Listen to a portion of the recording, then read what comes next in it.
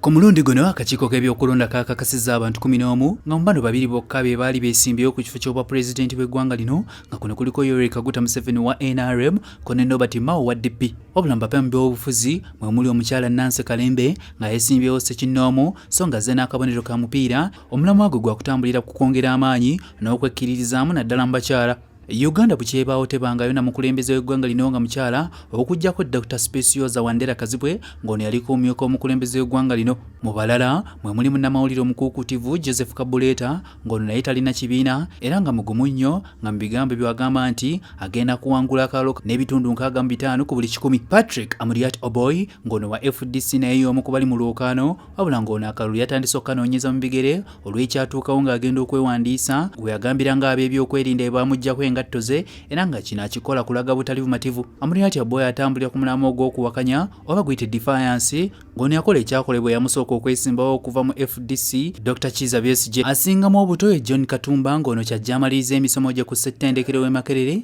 ng'agamba nti ekimuleese kwe kufunira abavubuka emirimu kono okukyusa endowooza z'abantu. John Katumba alina emyaka 24 gyokka era nga bangi beebuuza nti ng'ono yaggyawo obukadde 2 bwe yawaayo okusobola okwewandiisa. Ye Wile Mayambala essira alitadde ku bya bulimi ate ye Fred Mwesigye agamba nti ekigambo kya Katonda kye kirina okugobererwa okusobola okutuuka ku nkulaakulana. Robert Kyagulanyi Ssentamu munna NUP agamba nti ke kaseera abakuliridde mu myaka bave mu buyinza olwo nabo ng'abavubuka bakwate ku nkasi. Wadde nga bano bali 11 eggwanga lyetaagako omu yekka agenda okulangira ku kya pulezidenti w'eggwanga lino asobole okutwala eggwanga lino mu maaso okuva mu mwaka gwa 2021 okutuusiza ddala mu mwaka gwa 2026 ng'okulonda kw'abakulembeze b'eggwanga lino kwange ennaku z'omwezi 14 omwezi ogwa January 2021. Nze Hasif Sekiwunga ku lwa STV Select ey'enjawulo.